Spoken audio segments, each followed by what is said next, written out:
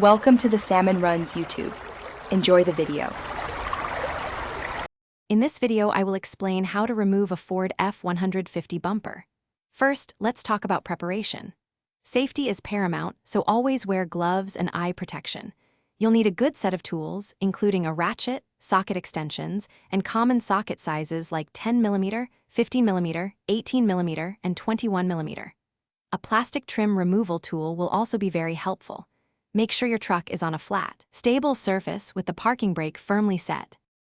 Next, we'll focus on disconnecting electrical components and removing trim. It's crucial to unplug all electrical connectors for items like fog lights and parking aid sensors to prevent damage. These often have small tabs that need to be pressed.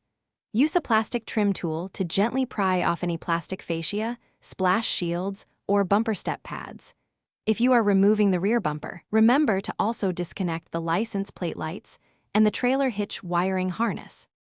Now, let's get to unbolting the bumper from the frame. You'll find the main bumper mounting nuts, often 4 to 6 of them, which are commonly 21mm or 18mm in size. Loosen these first. There may also be smaller 10mm or 8mm bolts holding additional fascia or support brackets.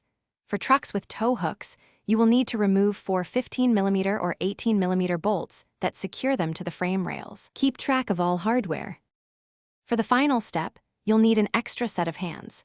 With the last few mounting bolts removed, have a friend support the bumper to prevent it from falling.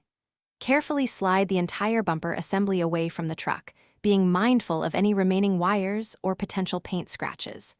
Once removed, take a moment to inspect all components for any damage or wear. This is a great time to decide if any parts need replacing before you reinstall or upgrade your bumper. Thanks for watching.